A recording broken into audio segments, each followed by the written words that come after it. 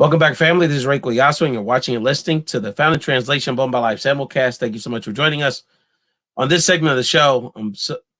We love to, especially during this pandemic, but we always love to get the take on, work with people that are really connected to our young folks and really get an understanding of not only what they're feeling, how they're managing during this pandemic and this very turbulent time, particularly for young people of color in this country, but what we can do as parents and educators, as advocates, to support them. And my two great friends and two big reasons that Found Translation exists are really at the forefront of that as education consultants, inspirational speakers, creatives, and just great leaders. So one of them has a new exciting project that we want to discuss, and we encourage all of you to purchase and support and pass it along to the young people in your lives, particularly who are going through their own transitions in their education and their young adult lives. So let's just bring them onto the show. One of my young boys, I like to say, even though, he's one of my young boys. The president CEO of CoolSpeak. He'll always be cooler than me, though. Carlos Ojeda Jr. What's up, player? What's up, Ray? What's going on? I don't feel too young, brother. I just turned 46 on Saturday, so. So yes, you are my young boy by about 6 months. Like 6 months, yeah. So I will take that right now. I'll take every day I can get. You need to, brother. You need to, brother.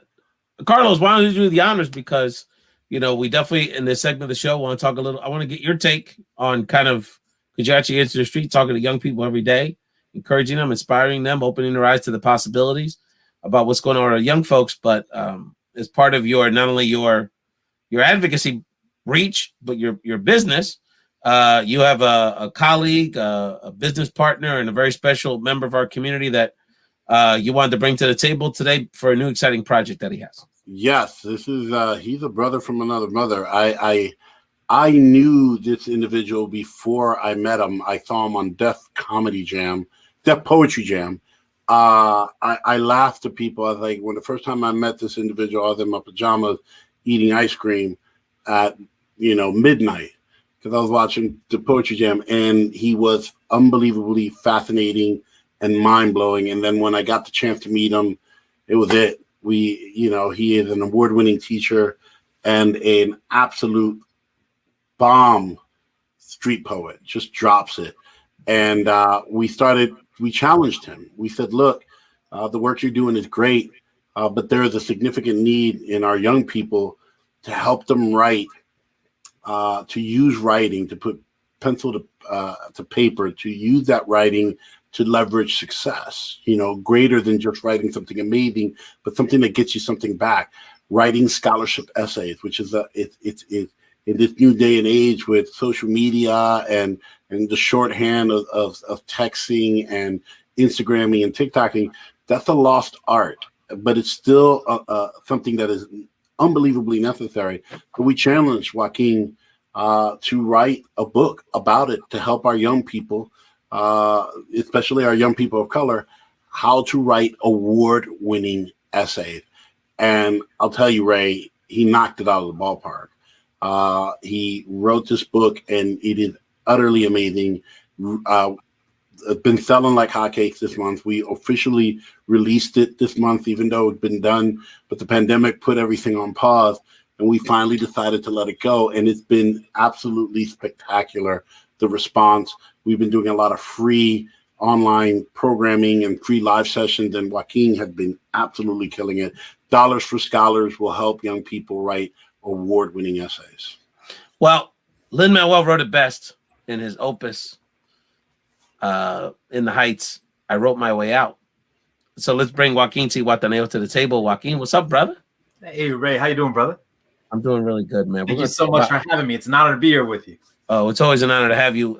Last time people saw Joaquin grace our stage was actually, he was one of the keynotes, if you will, of my 7th anniversary show last year, which was definitely look in our archives. It was an amazing episode. People were so inspired by your work, particularly, that conversation we were having at that point related to the children, that were being, tortured and going through a lot. And unfortunately, too many of them are still going through that on our southern border due to some lousy politics and children being put in a terrible spot.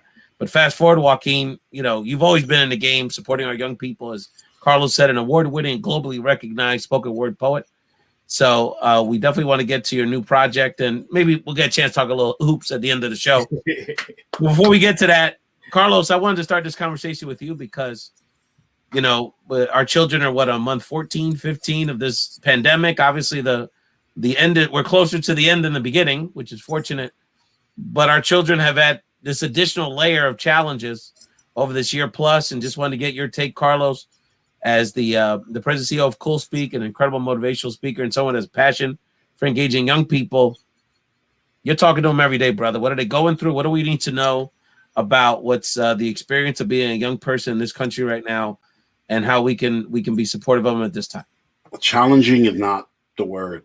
You know, we all know, we've worked in education in some way, shape, or form, but we know that the education gap, the progress that we've made every year before this pandemic was always incremental, right? We bridge it a little bit more. We bridge it a little bit more. This pandemic, the backslide, the gap widened. It was monumental, especially for our young people in the inner cities. They're struggling. You know, some schools are reporting that barely 50% of their students are online. So our students are struggling. Even the ones that are there, they're struggling. Some of them have to go get jobs. You know, they got to help support the families because people lost jobs. Some of them don't have the technology.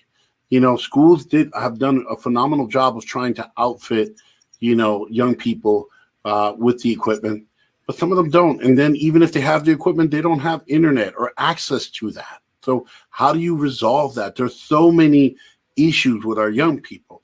And that's before we even get to the fact that some of the classes are really boring, right? And the challenges that our educators have in transitioning and how you make programming engaging. That, I'll be honest, that is a large part of what we have been doing. We're doing the work with the kids, but a lot of the work has been with educators, teaching them how to be engaging virtually, how not to look at this as a negative and go.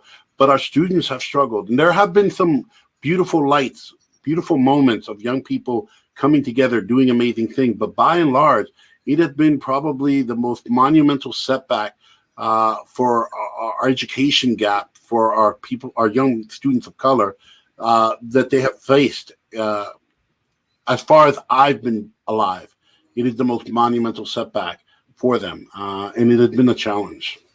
Joaquin, I want to ask you a similar question, but from the perspective of you being a creative. So you certainly have seen how children have been challenged during this time, similarly to Carlos. How has their art been reflected in that challenge? And how have you seen the art and the expression of our young people during this period? Oh, I can tell you right now, without question, that the things that they're creating are darker thematically. Our young people are going through something, and Carlos is absolutely right. Like, this is a challenge like one this country has never seen before when it comes to educating middle school students and high school students and keeping that fire lit in them. I mean, my goodness, middle school is where we get them. That's where we catch them. If we catch them in middle school and light that fire in them, high school becomes that much easier. But like Carlos said, they are facing challenges like never before, which, you know, you mentioned earlier, what are some of the solutions? I got to tell you, Ray, I have been humbled and honored to be a very small part of the large machine that is CoolSpeak.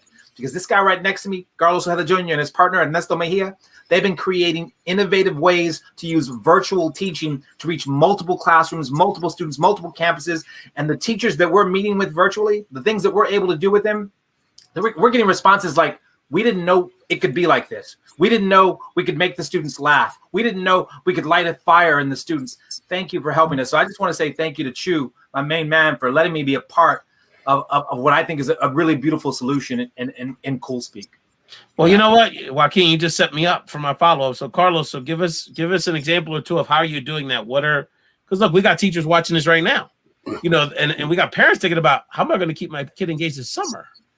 And they may have to figure out their own virtual summer school situation. So Carlos, give people how is that, what Joaquin was talking about, how is that happening at CoolSpeak? Give us an example or two. The first thing you got to do is whatever the platform is that you've got to use because the school either chose it or whatnot, you got to learn how to do it. You got to learn it inside and out. You got to embrace it. You can't complain about it. You got to do it. And then you just got to be creative. You just have to really think. the lesson plans that you were using prior to this don't work. I'll give you a great example. In my son's school, I hope I don't get spots blown up. His chemistry teacher is a very wonderful man. He's an awesome guy, but he just kind of sits there with a very monotone voice and goes over the chemistry, very mellow. And I have pictures of my son struggling to get through. And he has a good grade in the class, but man, it is painful. Meanwhile, I know of another chemistry teacher who's doing literally mixing chemicals in front of the camera, blowing stuff up and keeping the kids enthralled, right? Because there's a way about how you're going about doing it. Another thing that's very important, not only for the overall learning of the students, but also for their mental health, is student voice. Finding ways in your class, in your lesson plans, in your program, to provide moments for students to voice, to either vent, to talk, to heal, to laugh. Think about it, man. We were stuck for such a long period of time, and some of these kids, they were stuck in really bad situations. You know, abusive households, very difficult, disconnected from people that they love, stuck in really bad situations. We have found that student voice is key. And so we've done that by doing poetry slams, by writing sessions, by doing career panels where we bring people from all over the country. In fact, Ray, you were on one of our career panels, and the kids absolutely loved it. And they've been raving about it and saying that was the best thing they've had because they had an opportunity to ask questions and participate.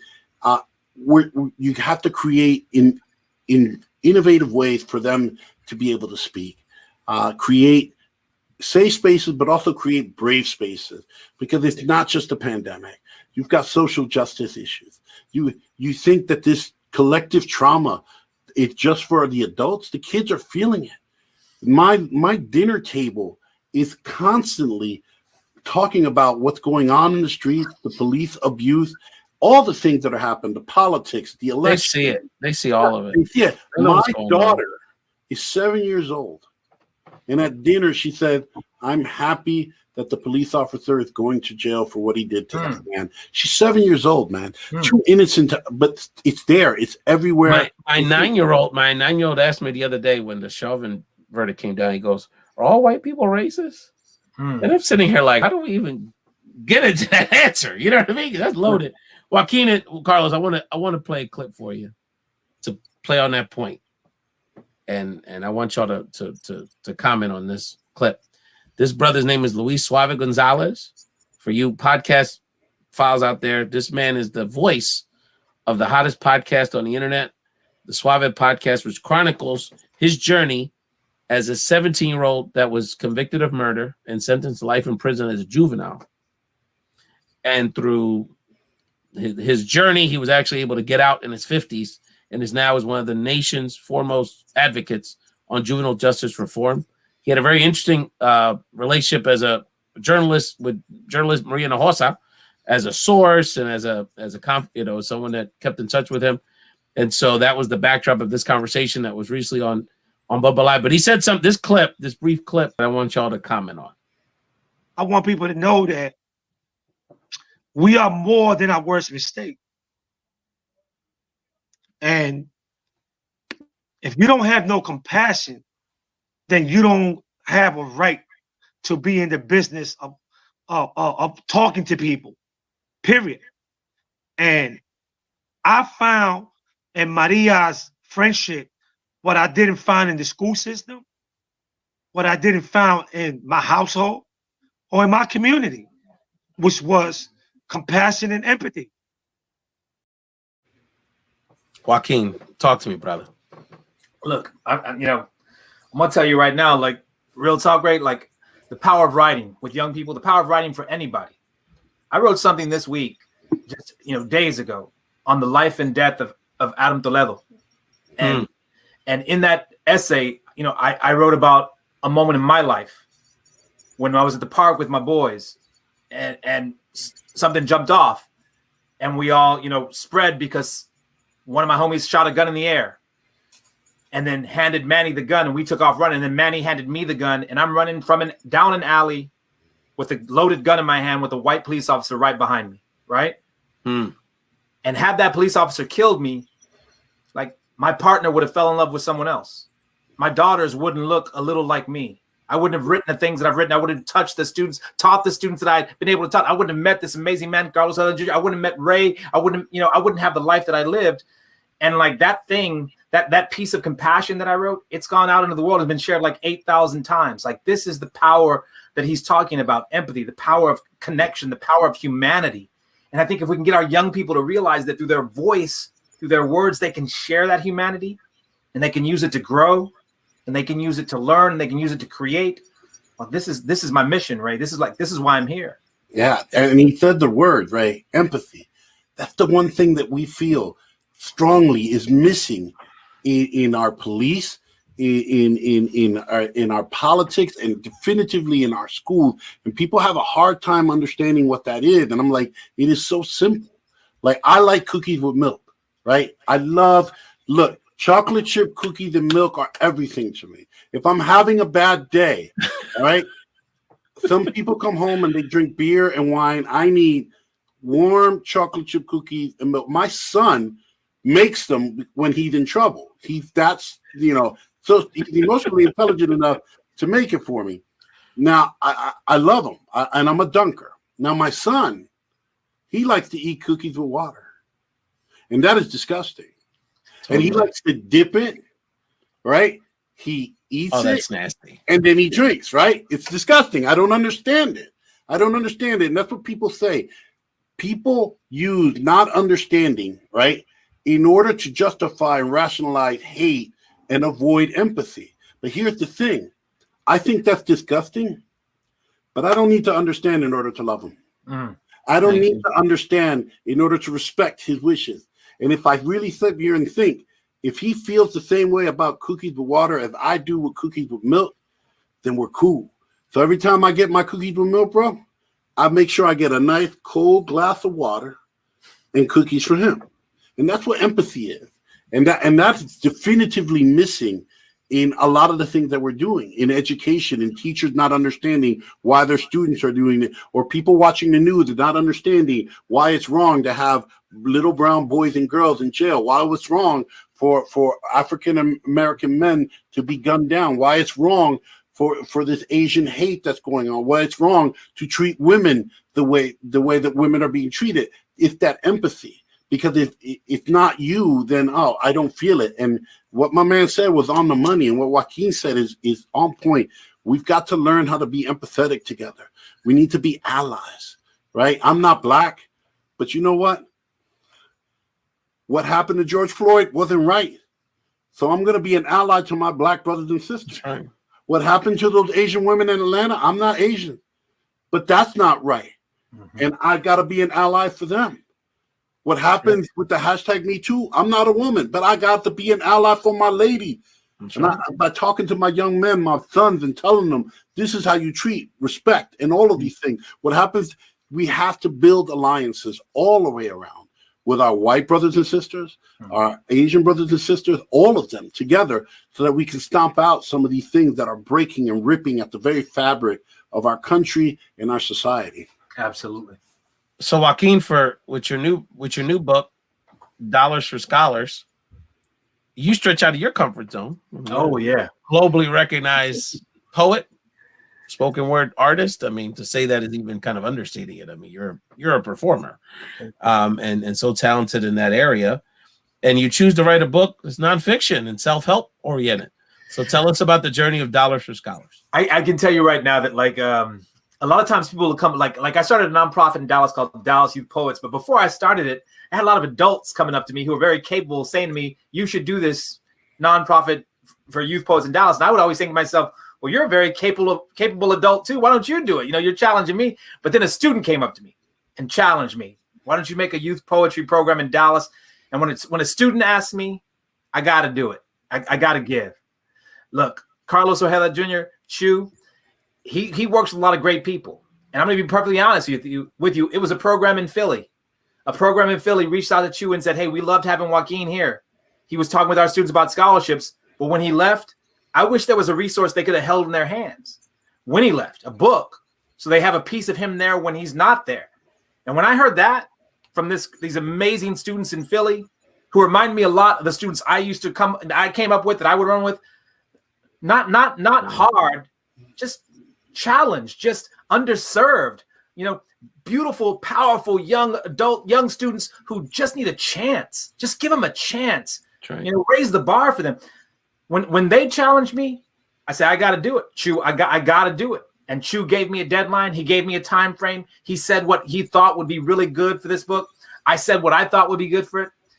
And we had some great people involved. We had a great editor involved. We had a great proofreader involved. And the entire process was very challenging. I mean, this is me stepping outside of my comfort zone, because I'm used to like flowers rhymes with hours, and here we are with like trying to make sure that the next section feeds beautifully into the next section in terms of self-help and becoming a stronger writer and becoming a stronger student. But I had a great team behind me, and my editor, my proofreader, and of course Chew, my main man, cheering me on even when I was doubting myself, saying, you got this, you're going to make that deadline, you're going to get this done, it's going to be incredible. He never lost faith, and that helped me not lose faith as well. Carlos, what did you want? I'm going to ask Joaquin what he wants the students to get out of it, which is kind of more obvious. What did you want Joaquin to get out of the writing experience as an artist, for himself, as a person? What did you want him to get out of this process to challenge himself to write Dollars for Scholars? Well, I'm a creative too, and me and Joaquin bug out about creatives and how we do. We can get into ruts doing what we do day in, day out, as great as we are what we do. It's always great when we get challenged to just stretch just a little bit more.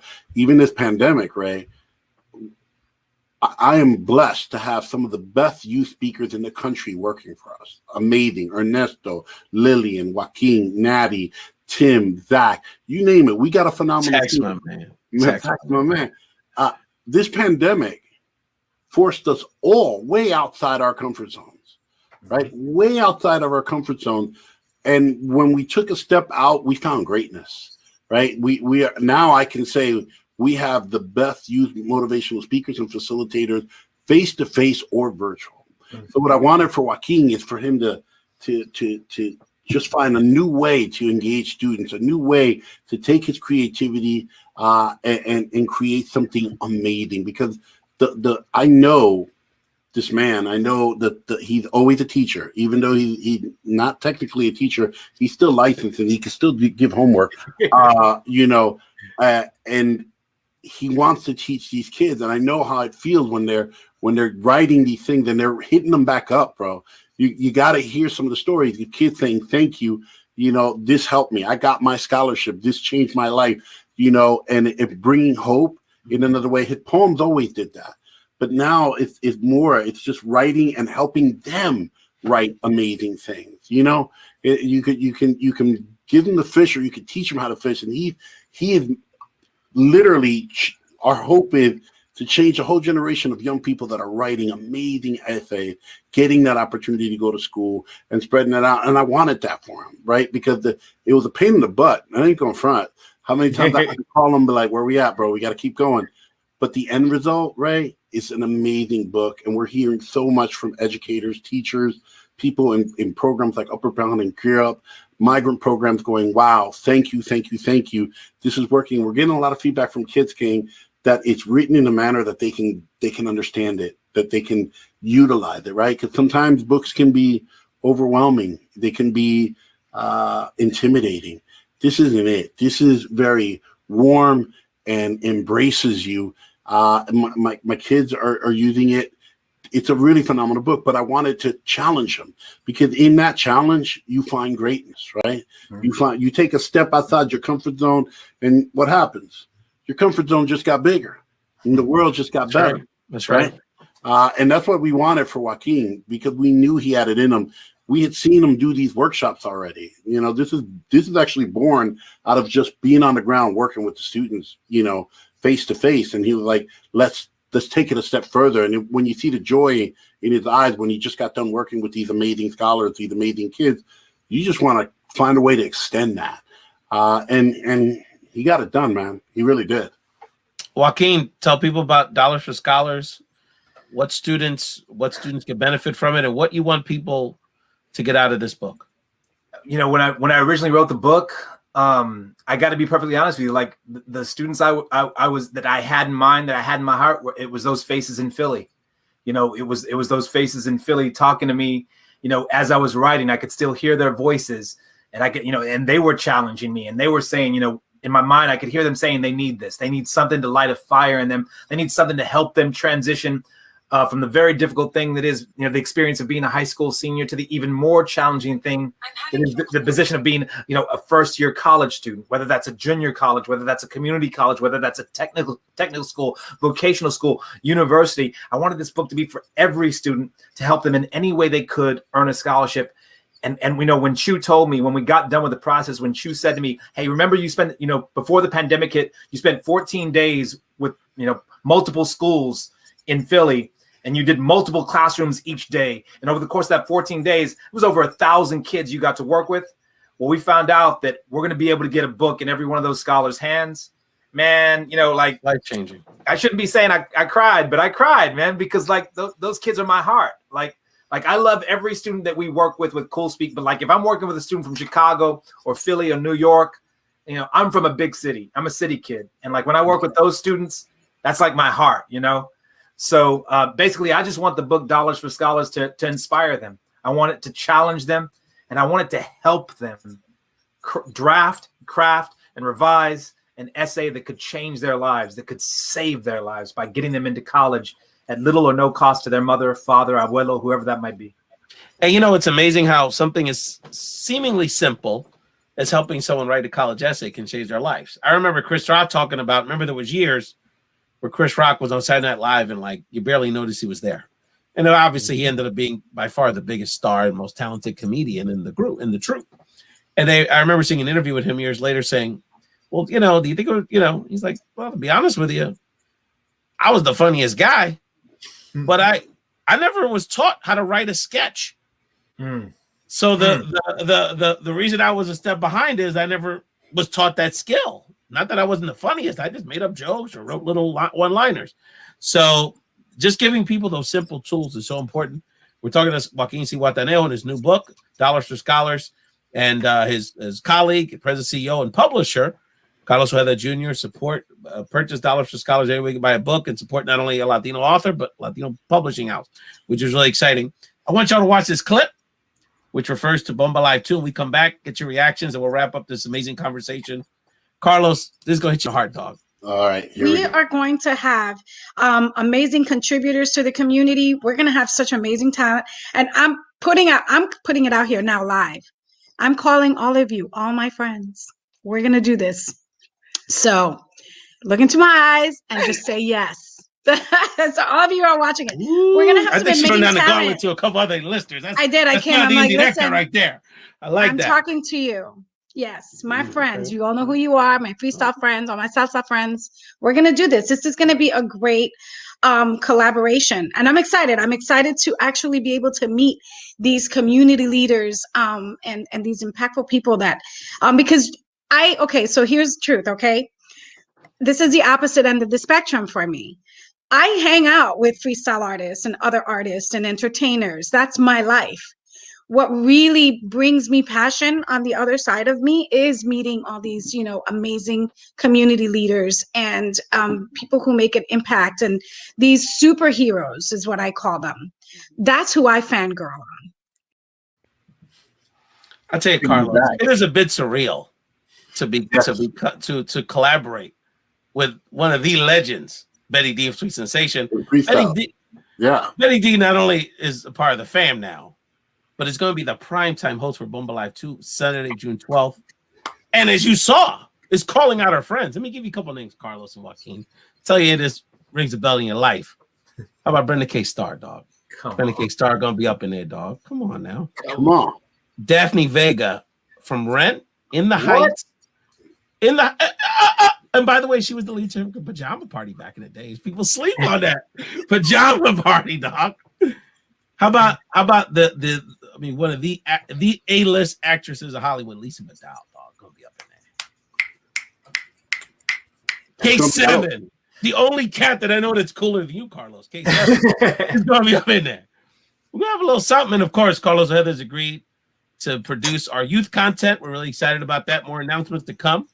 And of course, was our keynote speaker last year. And we still get rave reviews for their very touching keynote address. So besides all the fun stuff, and I know you're excited about Bomba Live, you know, my man Joaquin is a man of many talents.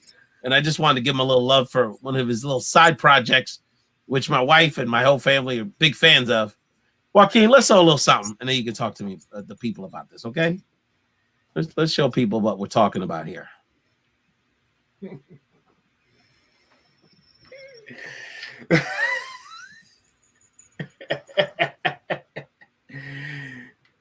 Ray, why are you putting me on blast?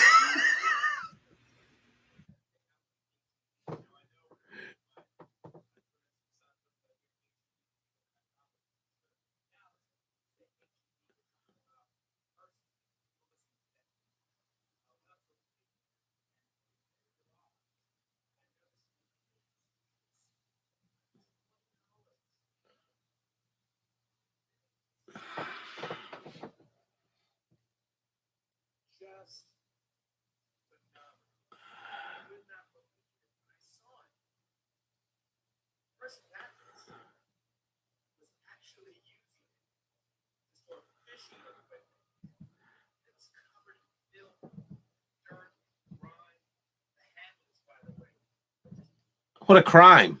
I mean, that thing. What happened? Hold on. That's one of my new favorite shows on YouTube. I watch it all the time, and he's gonna give you a run for your money on YouTube, bro. He's killing it. He's killing it. Joaquin, you put me on blast, right? I didn't take it out of your phone. You know, you post this publicly. So Yeah. If you pull it out on YouTube, what happens in YouTube is everywhere, bro. really quick, Joaquin. I find it fascinating. You're really good at it. You really know your stuff. There was this whole thing you did about the furniture pieces from the 50s, the John Keels. I'm like, Yeah, how does this Mexican know about stuff like that? Ray, Talk to me, brother. You know, I got skills with a Z. You know, so like I got multiple skills, and one of those skills is picking. Look, I like to pick it. I like to make it beautiful. I like to sell it.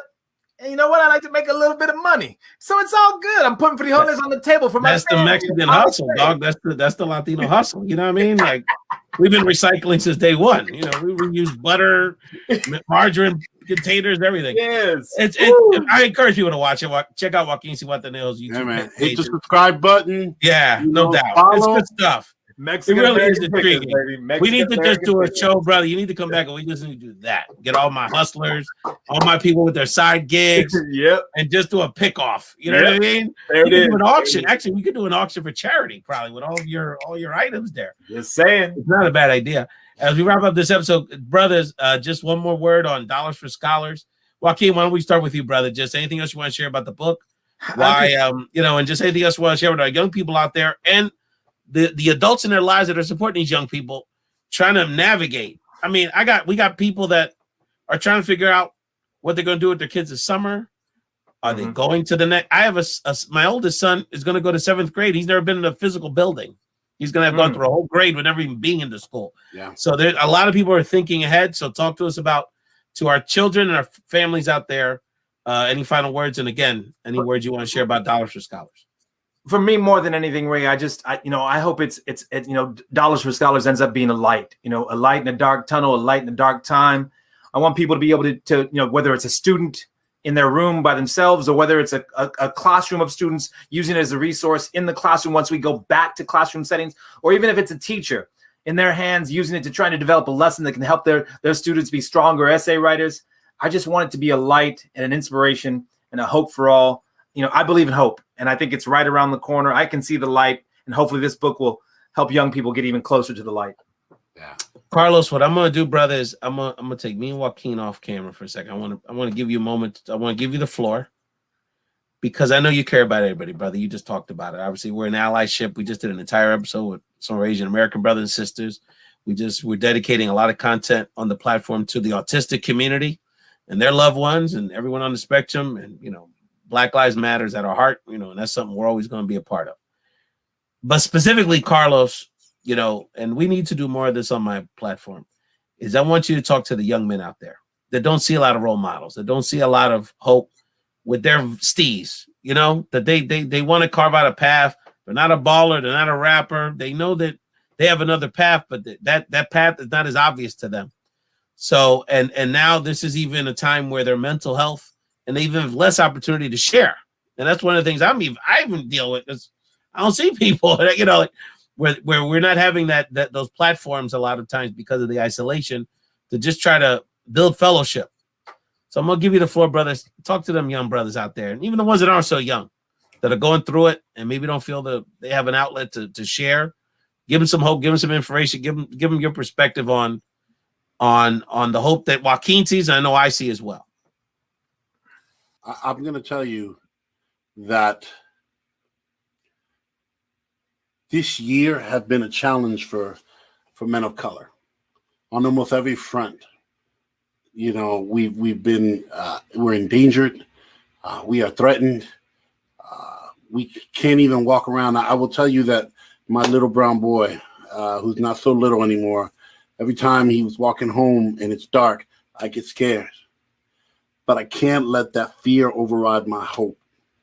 I can't let that fear take away the hopes and dreams of my family, and my ancestors. I must prevail. I must overcome. I've got to keep looking for that higher ground. And I know that there are young men out there that might feel alone. Look, if you don't have a father in your life, all right, family is a funny thing. Family is you get the family that you were given, and then you get the family that you find, that you cultivate, that you embrace, that you make. Right. And I always told young men that don't have fathers in their lives, if you don't have a father in your life, then be the father you would want in your life. Be that man, be that trailblazer.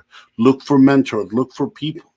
You know, I know for a fact that every one of the men in my company, we mentor and we reach out to other young men, and never give up hope. Never give up hope. You are the hopes and dreams. Los sueños y esperanzas de nuestra comunidad. You are it. All right. And there isn't anything out there that can take away what it is to be a Latino man, a African-American man. There's nothing that takes away from being a man of color. You are strong. You are passionate. You are everything. So you cannot give up hope. All right. In those moments when you want to get down on your knees and you want to quit, those are the moments that we overestimate the obstacles and you underestimate your strength and your resolve. You are made for this. You are made of stronger material than any of the things that we have gone through. So you must stay the course. Stay the course and be the beacon for our communities. Rise up and lead us in the right direction. Always so well said, and I wanted to give Carlos that opportunity. You know, I would be remiss if I don't throw this out there, because Joaquin won't do it, but I will. We are doing a special Cinco de Mayo exclusive webinar. All right, for it's going to be a webinar featuring Joaquin, talking about everything about scholarship writing. We'll help you bring your paper, bring your drafts. Your ticket to that is simple. Buy a copy of the book. Buy a copy of the book. You get a link exclusive. We've got limited seating. Seats are already filling up. We've had, like I said, we sold thousands of books this month. People have been really responsive. So we've got a lot of seats taken, but we still have some seats. All you got to do is buy the book, and you get an automatic invitation to register for the Cinco de Mayo Dollars for Scholars live session featuring Joaquin Zihuatanejo, award-winning teacher, spoken world champ, right? You are the world champ, and I believe, if I'm not mistaken, if I close my eyes and I remember, you got a chip more recently in the Cowboys, that's for sure. I see the World Cup. He got a chip. I see the World Cup right over his shoulder, right there. That is nice. All right, it's right there. Him and Nowitzki be hanging out in the DM. It just happens to be there, right?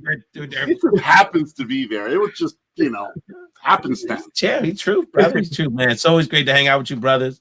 And I tease Joaquin about the sports stuff of Philly and Dallas. I mean, what are you gonna do? You gotta tease.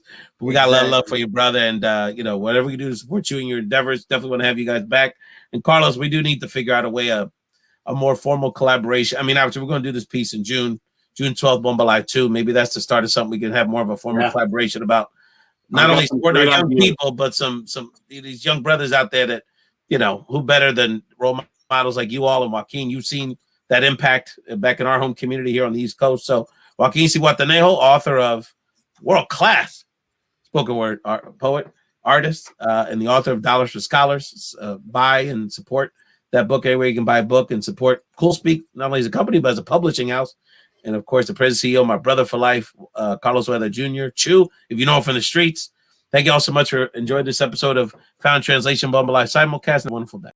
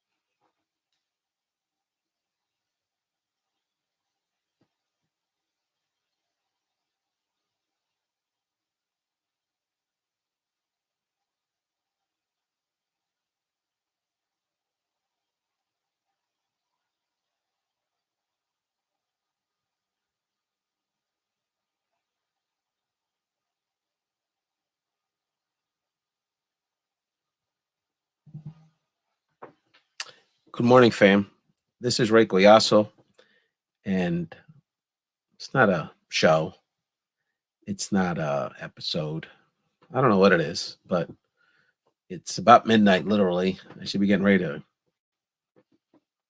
for a great Monday morning at work or something. But I just had to get with y'all for a minute.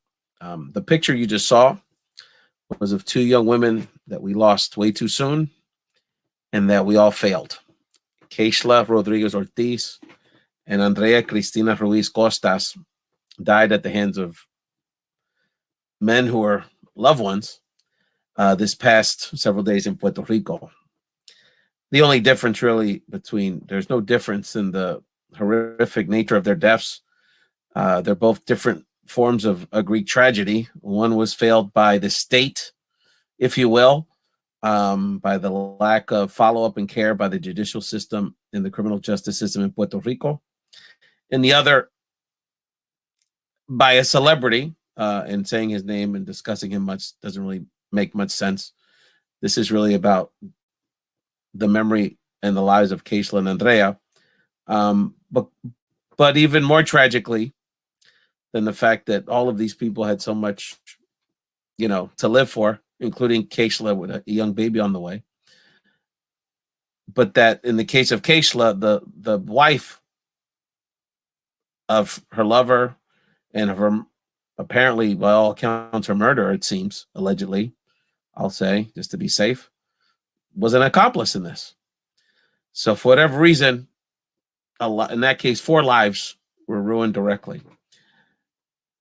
This is not a new phenomenon in Puerto Rico. This has been a dynamic that the feminist activists and the women leaders of the island have been raising as a concern for quite some time. I think officially there's even a state of emergency on the island related to this issue. Let me show you the picture of these 2 women one more time.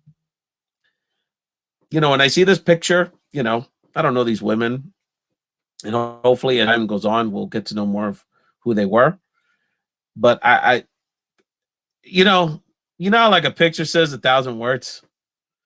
When you see those pictures, what I see is almost an innocence, a sincerity and authenticity.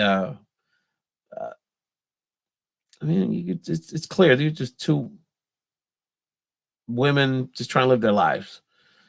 And they're not trying to do harm to nobody. I mean, there's no.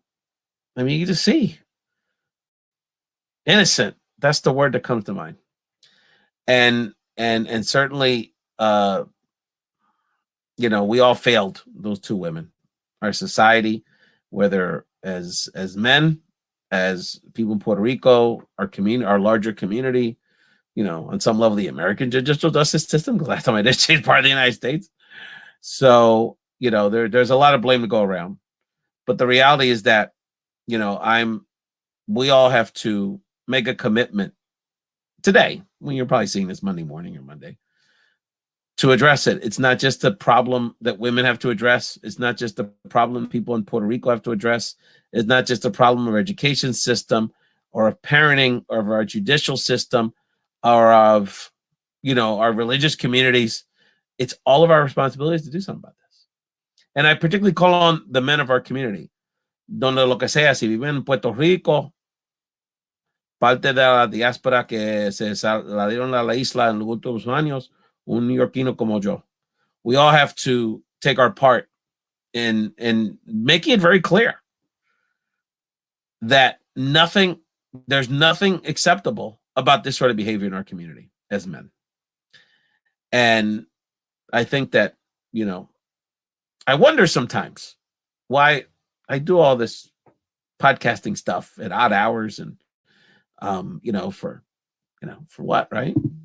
And I think that the more I think about it, as I prayed on it today, I think I realized that Bomba Life started last year on some level for those two women, because we are about to have an event in June that is yes, a celebration of the Puerto Rican community and our talents and our character. So this is going to be more, we have to defend our character and let people know what we're really about. This certainly, harming and murdering these young women is certainly not what being Puerto Rican is about in cualquier idioma. And so I just want to ask my fam two things. One is that all of you on a personal level commit yourselves to do something to contribute to addressing this issue in Puerto Rico and the United States.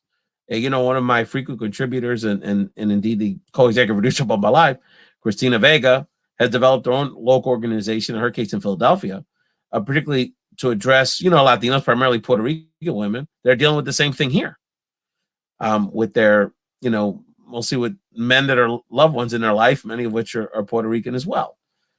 And so we're dealing with this issue all over our community, no matter where we are.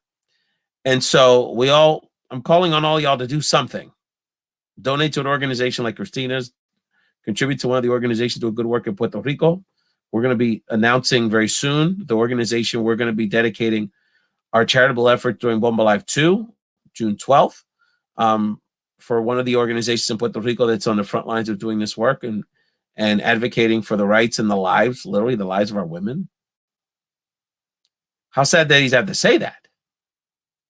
These are our mothers. These are our loved ones. These are our wives. These are our sisters. This is our fam. Like, there's nothing more fundamental than that. So Bomba Live 2 is going to be a celebration. Yes, we're going to have a lot of fun. And later in the week, we'll get more into the incredible lineup we're working for y'all and all the different additional things. I mean, we take it at otro nivel, familia. Te va a ser brutal on so many levels. But the reality is really what it's going to be about. It's going to be about a call from a nation to say this has to end now. And we're going to bring resources from every sector of our community to make that message very strong on June 12th for 12 plus hours that yes, it's about celebrating the culture, but this part of our culture has to be exterminated from our world. And obviously on some level, one of the things we also have to address is that this violence is coming from a lot of pain from men and women in our community. And so as men in our community, we have to make a very strong statement and say, brothers, we know there's a lot of pain out there. There's a lot of stress. There's a lot of feeling inadequate because of the economic forces, because of your personal circumstances, because of the time you deal with a young boy, it's hard to get a job and feel like you're doing for your fam. We know there's a lot. But we have to open up and let our homies know and create more systems so we can support them, because the answer is not doing this nonsense and ruining all these lives, including theirs. So the last thing is, I'm going to ask you one last thing, people.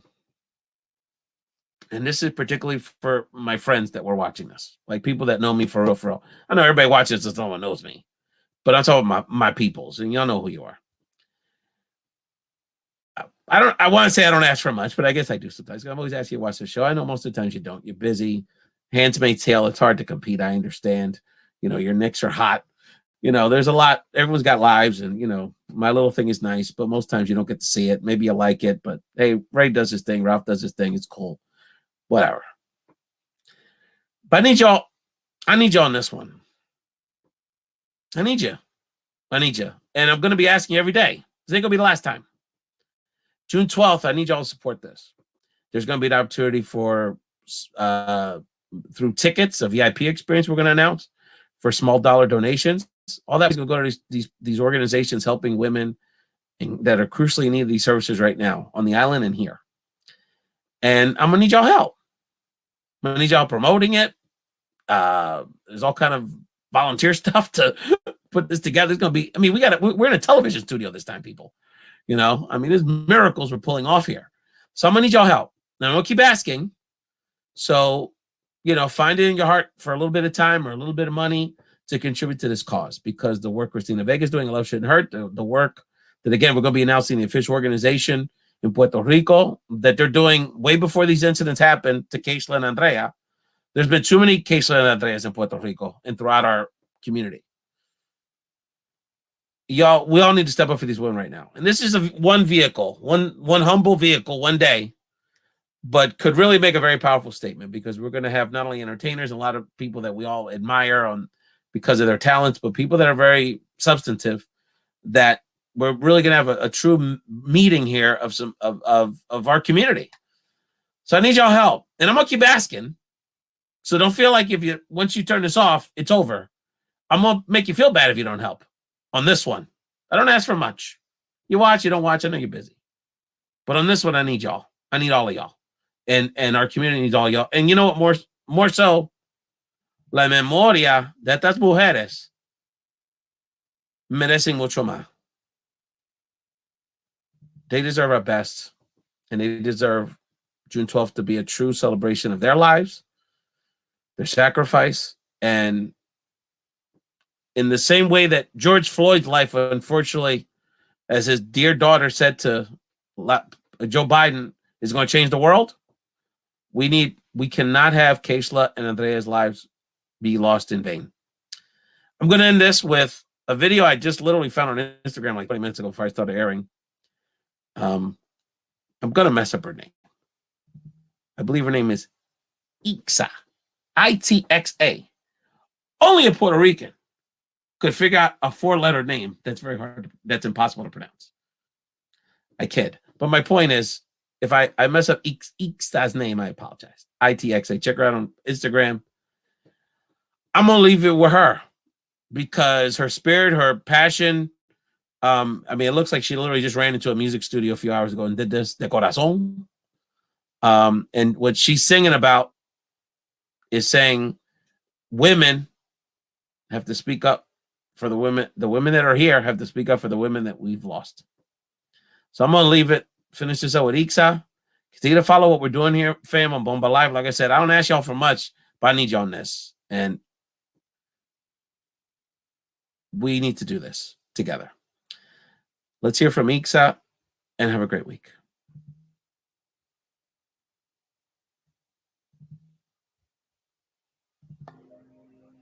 Pero su hija se han llevado, su madre sigue llorando, las horas siguen pasando y ya su vida arrebataron.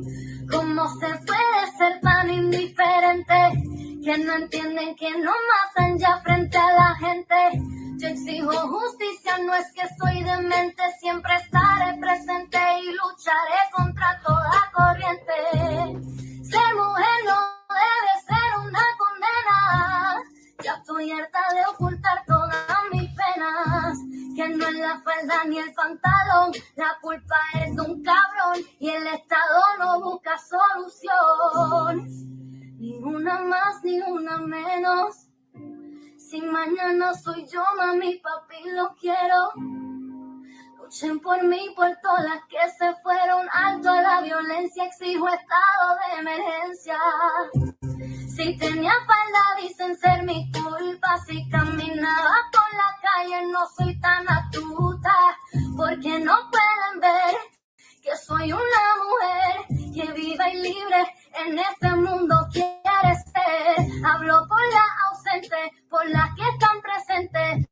Toquen a una y respondemos, aquí somos valientes. Recuerda tu poder, vamos a hacerles ver.